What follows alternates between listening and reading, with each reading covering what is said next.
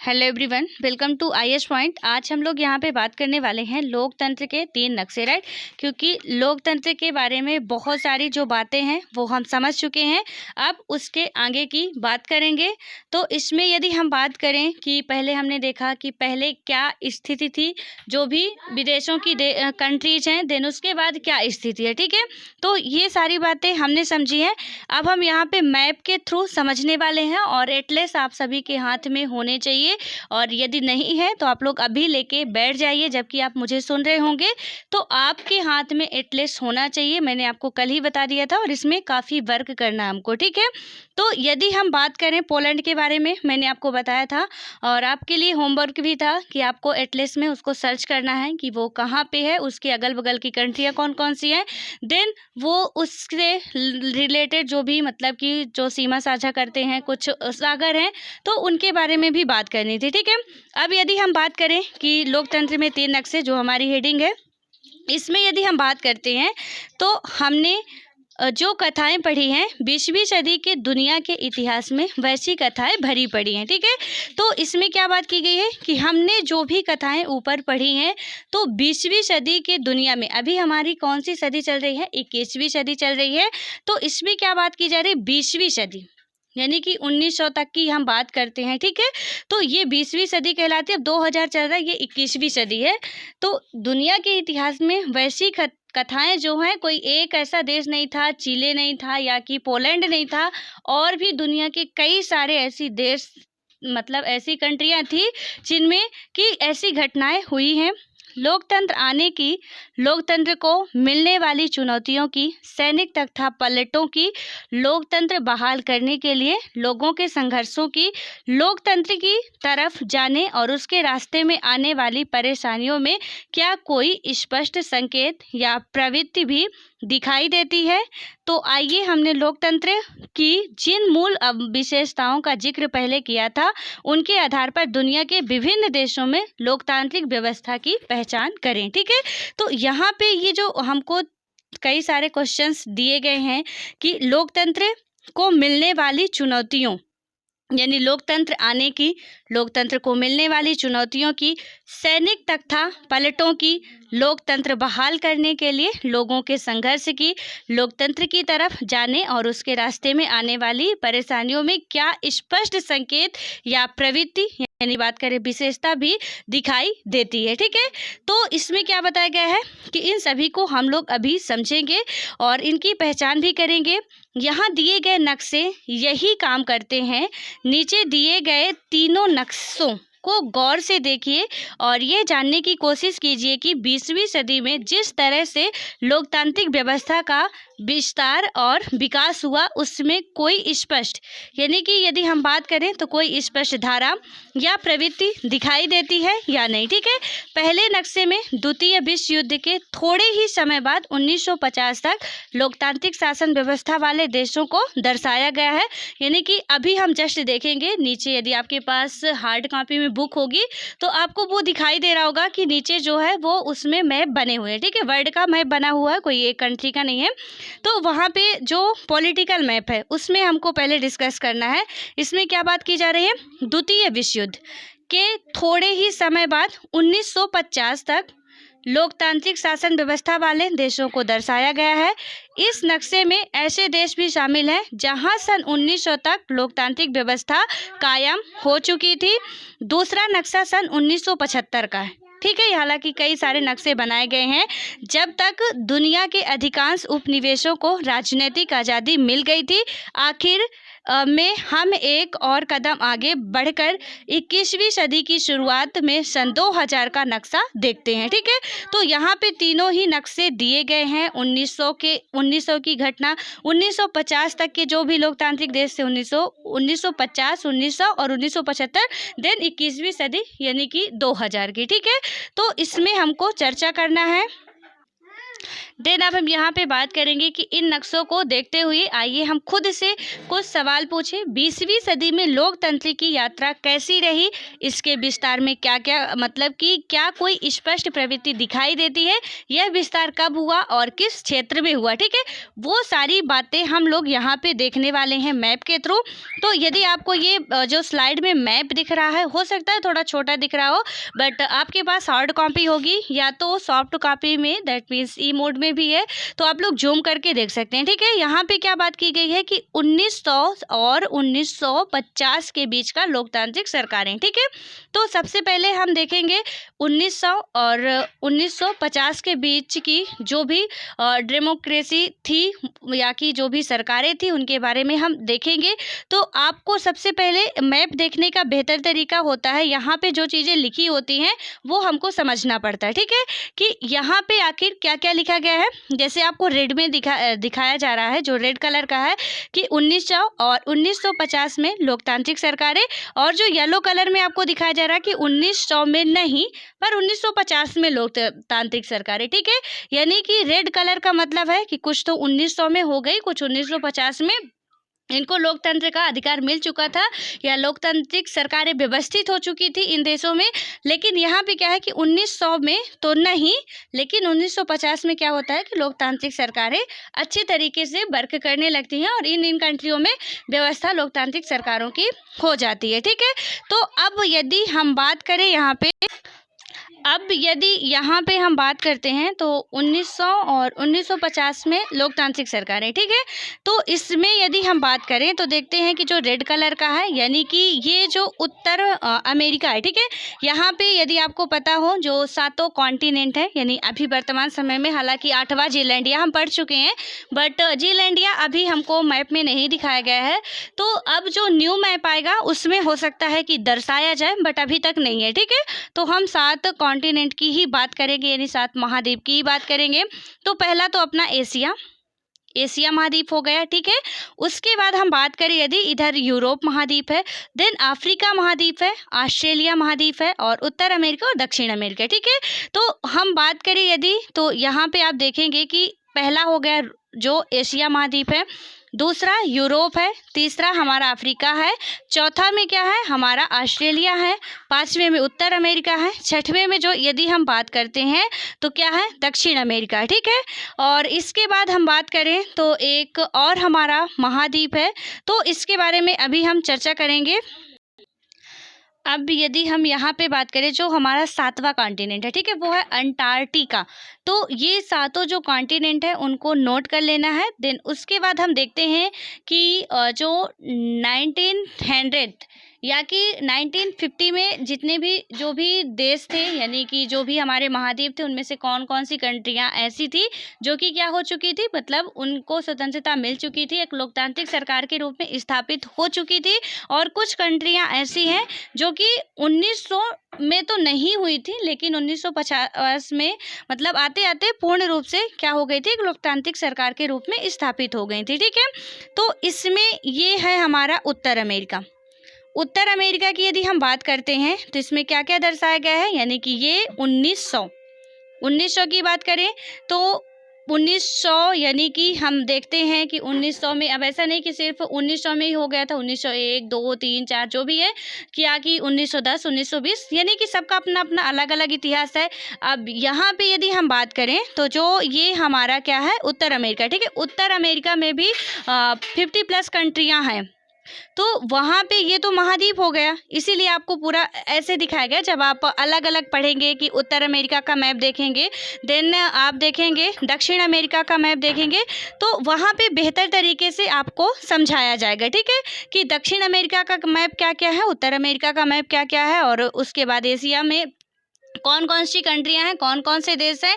और आपके एटलस में यदि आपके पास ऑक्सफोर्ड एटलस होगा तो पीछे अच्छे तरीके से व्यवस्थित ढंग से वहाँ पे दिया होगा कि ये महाद्वीप है और इन महाद्वीपों में इतनी इतनी कंट्रियां हैं, इनकी कैपिटल क्या है, इनका क्षेत्रफल क्या है, तो ये सारी बातें वहाँ पे दी हुई होंगी। ठीक है, तो बिल्कुल परेशान नहीं होना, हताश नहीं होना। जिनको भी मैप देखना नहीं आता है वो मेरे साथ सीखेंगे कि हम मैप कैसे देखते हैं। हालांकि यदि हम क्या होते फेस टू फेस बात कर रहे होते हम और आप, तो शायद मैं और भी बेहतर तरीके से समझा पाती, क्योंकि एक तो यहाँ पे स्लाइड छोटा पड़ रहा है, ठीक है, ऊपर से ये इतना टफ जो टॉपिक है हम लोग जिसको समझने की कोशिश कर रहे हैं, तो इसको थोड़ा सा बस आप लोग एडजस्ट करिएगा और अपने से जितना से ज़्यादा हो सके वर्क करने की कोशिश करिएगा एटलीस्ट पे, ठीक है।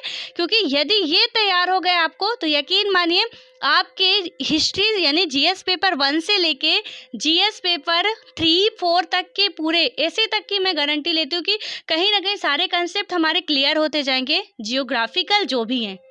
क्योंकि हिस्ट्री में भी हम देखते हैं कि कहाँ कहाँ मिस्र कहाँ है, मेसोपोटामिया कहाँ है, और भी जो भी सुलेमान वगैरह आता है, ये सारी चीज़ें हमको हिस्ट्री में भी पढ़नी पड़ती हैं, ठीक है। तो जब हमको मैप पता होगा तभी तो हम जान पाएंगे। और यदि हम आपको पता होगा कि आंसर राइटिंग जब करते हैं वहाँ पे हम क्या करते हैं कि मैप के थ्रू यदि समझाते हैं तो एग्जामिनर पे उसका ज़्यादा इफेक्ट पड़ता है। अपने टॉपर्स के इंटरव्यू सुने होंगे तो वहाँ पे डिटेल से समझे भी होंगे, ठीक है। तो अब यहाँ पे यदि देखिए ये है दक्षिण अमेरिका। दक्षिण अमेरिका का ये वाला जो पार्ट है, तो यदि मैं बात करूँ तो यहाँ पे चिली, पेरू और अर्जेंटीना वाला पार्ट है, ठीक है। तो ये पार्ट में क्या है, पहले ही 1900 या 1950 तक ये लोकतांत्रिक सरकारों के रूप में स्थापित हो चुके थे। यहाँ पे यदि मैं इसको जूम करूँ तो कुछ और कंट्रियाँ हैं, ठीक है।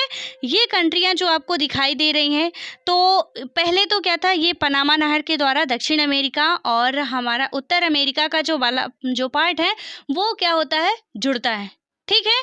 तो कभी कभी ये क्वेश्चन भी पूछ लिया जाता है ऐसा कि पनामा नहर किन दो महाद्वीपों के बीच में किन दो महाद्वीपों को जोड़ती है, या दक्षिण अमेरिका या उत्तर अमेरिका को कौन जोड़ता है। तो ये बातें भी आपको याद रखनी है, तभी मैं एटलीस्ट मैं आपको बता तो नहीं, बहुत कुछ जानकारी सीखने को मिलने वाली है, ठीक है। उसके बाद हम बात करते हैं इधर, ये तो हमारा रहा अमेरिका वाला यानी दक्षिण अमेरिका और उत्तर अमेरिका की। उसके बाद आता है हमारा ये यूरोप के कुछ पार्ट हैं, ठीक है। यहाँ पे आप देखेंगे तो कंट्री का नाम नहीं दर्शाया गया है, बट जब आप मैप में देखेंगे तो वहाँ पे बेहतर तरीके से आपको कंट्री के जो भी नेम है वो भी मिल जाएंगे। जैसे स्वीडन वगैरह है, ये 1900 की बात करूँ यदि मैं, तो 1900 या 1950 तक इनको क्या हुआ था, आज़ादी मिल चुकी थी, ठीक है। देन इधर आता है, हम बात करें स्पेन की और पेरिस फ्रांस, तो यहाँ भी क्या हुआ था, आज़ादी इनको मिल चुकी थी। ये पार्ट यहाँ का है, इसको भी जो आपको रेड कलर का जितना दिख रहा होगा इधर का कुछ ये पार्ट है, ठीक है। ऑस्ट्रेलिया के नीचे का भाग जो है ये आपको, जैसे मैं बात करूँ न्यूजीलैंड, वेलिंगटन, जो मैं बोल रही हूँ आपके पास मैप मतलब एटलस यदि हाथ में होगा तभी आप समझ पाओगे, ठीक है। आप बस मुझे सुनिए, वीडियो में देखने की ज़रूरत नहीं, मुझे सुनिए, और आप मोबाइल में या लैपटॉप में देखने की वजह, जिससे भी आप मुझे सुन रहे हैं तो वहाँ देखने की वजह एटलस पे आप नज़र दौड़ाइए, और आपको पता होगा कि जो हमारा ऑस्ट्रेलिया वाला पार्ट है उसके नीचे ये जो दिया हुआ है न्यूजीलैंड है और उसके वेलिंगटन है। यहाँ पे ये क्या हुआ था कि 1900 या 1950 तक लोकतांत्रिक सरकारें स्थापित हो चुकी थी, ठीक है। तो इस तरीके से आप याद करोगे, थोड़ा एक आप ओवरव्यू लगा सकते हैं कि इतनी इतनी कंट्रियां पहले ही आज़ाद हो चुकी थी। देन उसके बाद जो येलो कलर की है तो कुछ अभी हम दक्षिण यहाँ पे तो देखेंगे बस 1-2 कंट्रियां ही है, और उसके बाद ये ब्राज़ील है, ठीक है। आपको यदि पता होगा ये ब्राज़ील है, और जो मैं कल आपको बता रही थी सूरीनाम वाला केस था, सॉरी फ्रेंच गुयाना वाला, ये देखिए आप, ये यहाँ पे हमारा आता है फ्रेंच गुयाना, ठीक है। ये फ्रेंच गुयाना है, ये है सूरीनाम, ये है गुयाना। अब आपके पास मैप होगा तो आप वहाँ पे देख रहे होंगे, ये गुयाना है, ये सूरीनाम है, ये फ्रेंच गुयाना है। ये हालांकि पार्ट किसका है, ये पार्ट है फ्रांस का, ठीक है। फ्रांस के आश्रित ये कंट्री है जो फ्रेंच गुयाना है, इसलिए हम इसमें नहीं गिनते हैं। और आप जब गूगल पे भी सर्च करते हो तो 12 कंट्रियां ही दिखाती हैं दक्षिण अमेरिका की, वो वजह यही है। लेकिन जब हम मैप देखेंगे तो कहीं ना कहीं ये हमको यदि डिटेल से हम नहीं पढ़ेंगे तो बस यही मिस्टेक होगी जो कल मैंने की थी, कि यहाँ पे हमको तो दिख रहा ना ये तो हम इसको इसी में काउंट करेंगे, ठीक है। जबकि आप पॉलिटिकल मैप खोलोगे तो यदि मैं गलत नहीं हूँ तो आप वहाँ पे देखिए लिखा हुआ सीधे, जब दक्षिण अमेरिका का आप मैप खोलेंगे, ठीक है। ये पूरा हम वर्ल्ड की बात नहीं कर रहे हैं कि वर्ल्ड पॉलिटिकल मैप खोलिए, आप सिर्फ दक्षिण अमेरिका का जब आप खोलेंगे पॉलिटिकल मैप तो वहाँ पे आपको दिखेगा, उस वाले पेज को खोलिए और देखिए ये जो फ्रेंच गुआना लिखा है कोष्टक में आपको फ्रांस लिखा हुआ मिलेगा, ठीक है। अब फ्रांस लिखा हुआ मिलेगा क्योंकि कोष्टक में अब इतना ही लिख सकता है, और आप एक यूपीएससी एस्पिरेंट है तो आपकी समझ काफ़ी थोड़ा ब्रॉड होनी चाहिए, ठीक है। और यहाँ पे ये लिखने वाले समझते भी हैं कि आप समझ सकते हैं कि इसका मतलब क्या होता है, ठीक है। तो ये बात आप याद रखिएगा।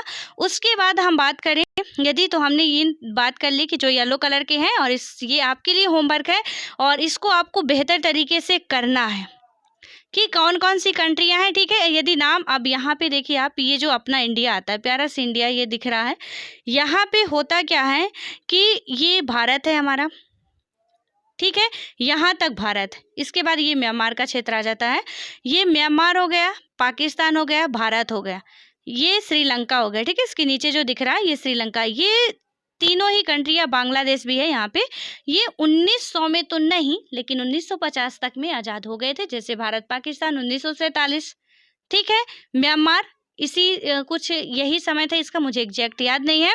उसके बाद श्रीलंका, यानी कि 1900 में तो नहीं, 1950 तक में बेहतर तरीके से इनमें लोकतांत्रिक सरकारें व्यवस्थित हो चुकी थी। और आपको अपने इंडिया में पता हो तो राजशाही शासन चलता था, ठीक है। राजशाही शासन चलने के बाद यहाँ पे व्यवस्था कुछ और भी चरमरा गई थी, जैसे कि अंग्रेज आ गए थे और अंग्रेजों ने तो हमको गुलाम ही बना लिया था, यानी राजशाही शासन से भी बदतर जीवन हम जी रहे थे। उसमें तो ठीक था कि राजा साहब की जय हो, राजा साहब की जय हो, और किसी कदर हमारा जीवन यापन उनकी जो भी थोड़ा सा भलाई बुराई करते थे मिल जाता था कुछ खाने पीने को, लेकिन यहाँ तो बिल्कुल भी ज़िंदगी नर्क हो गई थी, ठीक है। और उसके बाद इंडिया की खैर हम लोग डिटेल से ही चर्चा करेंगे, बट ये सारी बातें आपको समझनी है।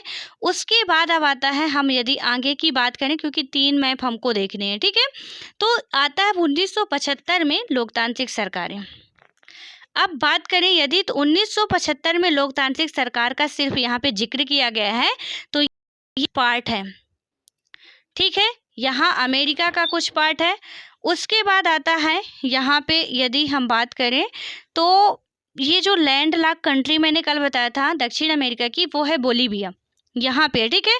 थोड़ा इसको मैं जूम करके यदि दिखाऊं तो ये यहाँ से ब्राज़ील इधर है, इधर से यदि बात करें तो पराग्वे है, इधर से अर्जेंटीना है, इधर से चिली है और इधर से पेरू है। यानी चारों तरफ से ये कंट्री, सिर्फ यही एक कंट्री ऐसी है कि जो क्या है, ये है और क्या है, एक पराग्वे है, ठीक है। ये दोनों ही कंट्रियां क्या है, लैंड लॉक कंट्रियां हैं। उसके बाद हम देखें ना तो ये है, उस यहाँ दक्षिण अटलांटिक महासागर से ये इसकी सीमा लगती है ब्राज़ील की। उसके बाद French Guiana, Suriname, Guyana, then Venezuela यहाँ पे आता है, ठीक है। वेनेजुएला के बाद आता है कोलंबिया, और कोलंबिया के बाद आता है इक्वेडोर, इक्वेडोर के बाद आता है पेरू, और पेरू के बाद आता है चिली, चिली के बाद आता है अर्जेंटाइन यानी कि अर्जेंटीना, देन उसके बाद आता है उरुग्वे, ठीक है। पराग्वे यहाँ पे है और उरुग्वे यहाँ पे है। तो 2 कंट्रियाँ ऐसी हैं जो कि लैंड लॉक कंट्रियाँ हैं। ये दोनों ही कंट्रियों के नाम याद रखने हैं क्योंकि क्वेश्चन ऐसे ही बनते हैं जिन पे हम नज़र ज़्यादा नहीं दौड़ा पाते हैं, वही एग्जामिनर पूछ लेता है। तो यहाँ पे अब मैप के थ्रू आप लोग कर सकते हैं कि 1975 में कौन कौन सी कंट्रियाँ थी जो कि आज़ाद हुई थी, ठीक है। तो मतलब लोकतांत्रिक सरकारें जो थी तो यहाँ पे स्थापित हुई थी। यहाँ के कुछ यूरोप वाले क्षेत्र हैं, ऑस्ट्रेलिया का पूरा ऑस्ट्रेलिया दर्शाया गया है।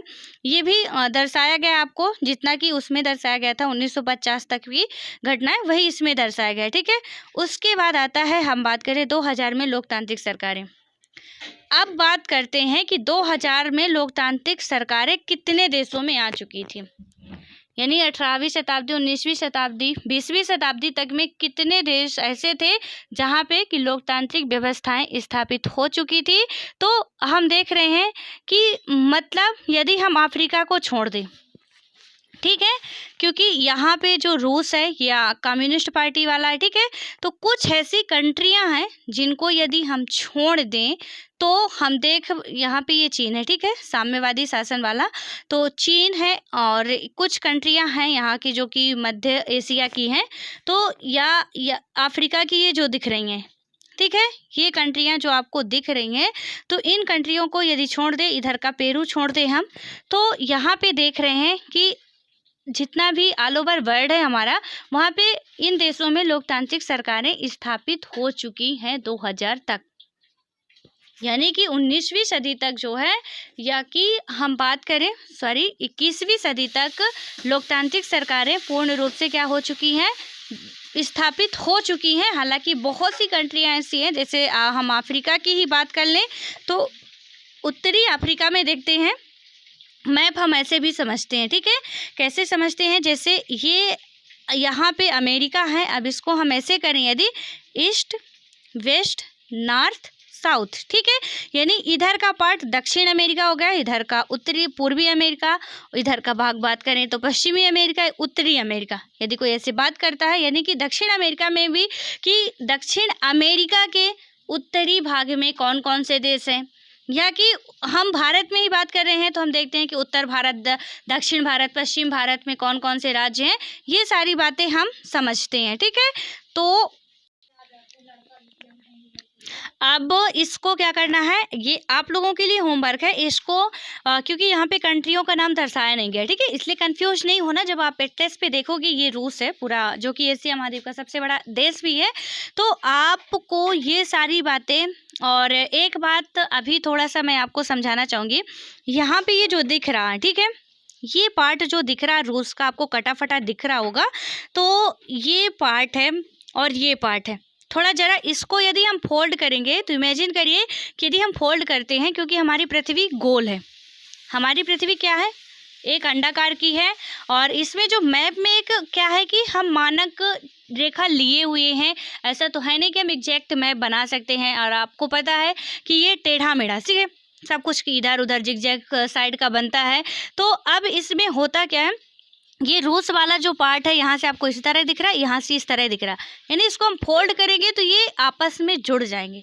आपको इसमें से समझ में क्या आ रहा है, ये अलास्का वाला जो एरिया है उत्तरी अमेरिका में प्रेजेंट टाइम में है, ये क्वेश्चन काफ़ी बार पूछा जाता है, इसलिए आप लोग इसको अपने मैप में ही सारी बातें पेंसिल से नोट करनी है। जो भी मैं बता रही हूँ, जो आप पढ़ रहे हो, जो आप गूगल से सर्च करोगे किसी भी एरिया के बारे में, जैसे फ्रेंच गुयाना में अभी GSAT-11 भेजा गया, यानी कि फ्रेंच गुयाना से इंडिया का GSAT-11 लॉन्च किया गया है। अब वहाँ पे हम कहीं नोट्स में नहीं लिखेंगे, वही मैप में हम फ्रेंच गुयाना में ये लिख लेंगे कि इंडिया का GSAT-11 क्या किया गया है, प्रक्षेपित किया गया है, ठीक है। तो यहाँ से हमको याद रहेगा कि क्या कब घटना घटी है, और यही है कि ये अलास्का वाला जो पार्ट है रूस का है, और रूस से क्या किया है, ये उत्तर अमेरिका खरीद लिया था, रेंट पे लिया हुआ है, ठीक है, खरीदा नहीं है, हालांकि रेंट पे लिया हुआ है। तो यहाँ पे जैसे हम लोग रूम रेंट पे लेते हैं, तो जो कंट्रियाँ होती हैं, जो हमारे इंटरनेशनल रिलेशन बनते हैं, संबंध बनते हैं, उनमें से होता क्या है कि अब ऐसा तो नहीं है कि वैवाहिक संबंध ये लोग बनाएंगे इंटरनेशनल रिलेशन में, ठीक है, तो अपना व्यापार वगैरह के लिए जो भी बनाते हैं, तो इसने क्या किया है, उत्तर अमेरिका ने इसको खरीद लिया है, अलास्का वाले पार्ट को, ये रूस का पार्ट है जिसको ये रेंट पे रखा हुआ है, खरीदा नहीं, रेंट पे रखा हुआ है, ठीक है, ये बात आपको याद रखना। और जब भी क्वेश्चन आते, क्योंकि क्वेश्चन ऐसे पूछे जाते हैं, इसलिए इन बातों के फोकस करना, और इसीलिए हमेशा बोलते हैं कि प्रीवियस ईयर के क्वेश्चन जब आप देखोगे तब आइडिया लग पाएगा कि जो चीज़ें हम पढ़ रहे हैं क्या वो रिलेवेंट है या कि नहीं है। लेकिन जब तक हमको क्वेश्चन नहीं पता होंगे, कोई आपको, ये मैं नहीं कहती कोई टेस्ट सीरीज आप देखिए, जो भी प्रीवियस ईयर के क्वेश्चन हैं, चाहे वो प्री के हो चाहे मेंस के हो, उसको आप देखिए और उससे आइडिया लगेगा, चाहे आप स्टेट का दे रहे हो या कि सेंटर लेवल का यानी यूपीएससी दे रहे हो, चाहे स्टेट पीसीएस, किसी का भी जिसका भी हो, प्रीवियस ईयर के क्वेश्चन उठा के देखेंगे तो समझ में आएगा क्वेश्चन का पैटर्न क्या होता है, किस तरीके से पूछा जाता है और कौन से पोर्शन पर ध्यान देने की ज़्यादा ज़रूरत है। क्योंकि यूपीएससी में क्या पढ़ना है ये ज़रूरी नहीं होता है, क्या छोड़ना है ज़रूरी ये होता है। क्योंकि पढ़ना तो बहुत कुछ है और छोड़ना क्या है। और जब हमको बस इतना पता होता है कि हमको पढ़ना बहुत कुछ है, राइट, लेकिन हमें ये नहीं पता होता कि इसमें से छोड़नी क्या क्या चीज़ें हैं, और बस उसी में हम परेशान रहते हैं कि पढ़ना तो बहुत कुछ है, क्या पढ़ें क्या पढ़ें क्या पढ़ें। और इस तरीके से हमारे एक दिन 2 दिन 3 महीने 4 महीने 1 साल निकल जाते हैं और हमारी तैयारी नहीं हो पाती, यानी हमने पढ़ा तो सब कुछ आता कुछ नहीं है। फिर वही कंडीशन होती है, और ये एक के साथ नहीं सबके साथ यही होती है, जितने भी स्टूडेंट हैं उन सबकी प्रॉब्लम्स यही होती है। लेकिन जो सही स्ट्रेटजी फॉलो करते हैं उनके साथ नहीं, जो बस इस तरीके से करते हैं कि ना तो पता मुझे, जो मैंने स्ट्रेटजी का वीडियो बनाया है, जिन्होंने भी नहीं देखे हो प्लीज़ उनसे रिक्वेस्ट करूँगी कि आप लोग उसको ज़रूर देखें। आपके काम का हो तो भी देखना है और नहीं काम का हो तो भी देखना है, क्योंकि देखने के बाद वो आपके लिए सबसे बेस्ट होगा और सबसे यूज़फुल होगा। ठीक है, उसको इसलिए मिस नहीं करना है, क्योंकि कई जगह से सर्च करके अपना बस ओपिनियन नहीं, बहुत से लोगों का उसमें ओपिनियन डाला गया है, इसलिए आप लोग उसको ज़रूर देखें। और जितना हो सके, मैं नहीं कहती A to Z फॉलो करना है, इसके मैं सख्त खिलाफ हूँ कि किसी की बात को हम आँख बंद करके मान लें। लेकिन हाँ, जो बातें हमको लग रहा कि हम ये कर सकते हैं, ये बातें करने लायक है हमारे लिए, तो उसको आप बेहतर तरीके से फॉलो कर सकते हैं, इसमें कोई शर्म की बात नहीं है। ठीक है, तो अब यहाँ पे 3 नक्शों की बात हमने अच्छे तरीके से कर ली है, और अच्छे तरीके से यदि नहीं भी होगी, पहले आपको ये करना है और करके मुझे कमेंट बॉक्स में कमेंट करके बताना है कि हाँ, मैंने ये तीनों नक्शे जो भी हैं इनकी कंट्रियों के बारे में याद नहीं, मैंने कहती कि आपको रट लो, नहीं याद हो रहे, बस देख तो लो आप एक बार कि हाँ यहाँ पे ये कंट्रियाँ हैं, बस एक सरसरी निगाह से आपको देखना है। कुछ तो कंट्रियाँ याद ही हो जाएंगी, कुछ नहीं याद होगी, हम धीरे धीरे उस पर प्रैक्टिस करते रहेंगे, क्योंकि अचानक से कुछ भी काम हमसे नहीं आता है, धीरे धीरे ही आता है। और धीरे धीरे आई होप कि हम सभी लोग एक दिन इस काबिल हो जाएंगे कि यूपीएससी क्रैक कर लेंगे। ठीक है, तो ये सारी बातें आपको यहाँ पे देखनी है कि कौन कौन सी कंट्रियाँ हैं ऑस्ट्रेलिया में। यहाँ पे यदि हम बात करें तो आप देख रहे हैं कि जो लोकतांत्रिक सरकारें नहीं है, तो हमारी रिस्पॉन्सिबिलिटी ये बनती है कि जब इनमें लोकतांत्रिक सरकार नहीं है तो जानना जरूरी है कि यहाँ पे कैसी सरकारें चलती है। जैसे चीन में कैसी सरकारें चलती है, यहाँ पे यदि हम बात करें तो अफ़गानिस्तान हो गया, कजाकिस्तान, किर्गिस्तान, यानी कि इनमें जहाँ भी ये मध्य भारत के जितने भी देश है, आप देख रहे हैं कि लोकतांत्रिक सरकारें 2000 तक भी स्थापित नहीं हो पाई थी, तो फिर इनमें कैसी सरकारें चलती हैं ये भी जानना बहुत इम्पॉर्टेंट है।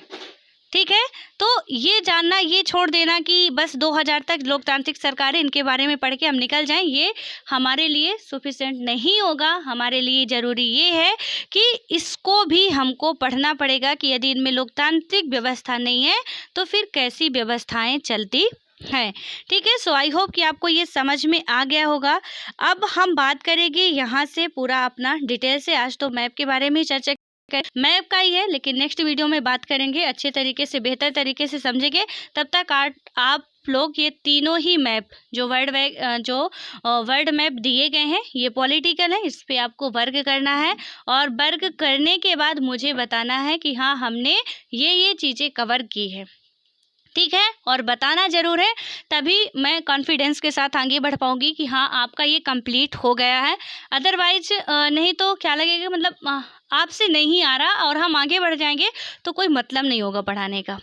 ठीक है, तो जितना भी पढ़ते जाएं, चाहे थोड़ा पढ़ें चाहे बहुत पढ़ें, वो चीज़ हमारी कंप्लीट होनी चाहिए, यानी कि हम प्राउडली कह सकें कि हमारा ये चीज़ कंप्लीट है। और कोई भी पूछ रहा है, हाँ इससे आप पूछ सकते हो, बिल्कुल बेहतर तरीके से ये हमारा पोर्शन बहुत अच्छे तरीके से कंप्लीट है। आपको ये कॉन्फिडेंस आ जाए आपके अंदर कि अब इससे कहीं से भी यदि क्वेश्चन पूछा जाता है, किसी भी तरीके से क्वेश्चन पूछा जाता है, क्योंकि यूपीएससी भैया सीधा क्वेश्चन तो पूछता ही नहीं है। ठीक है, वो घुमा फिरा के ही क्वेश्चन पूछता है, वो किसी भी तरीके से क्वेश्चन पूछेगा, हमसे क्वेश्चन आएगा ही आएगा, बिल्कुल इसमें कोई शक की बात नहीं होगी, लेकिन थोड़ा मेहनत करनी पड़ेगी। ठीक है, और उसके बाद ही होगा, क्योंकि बिना मेहनत के कुछ नहीं मिलता। सो आई होप कि आप लोग मेहनत करते हैं और भी आगे करते रहेंगे, तभी हमको सफलता मिलेगी। ठीक है।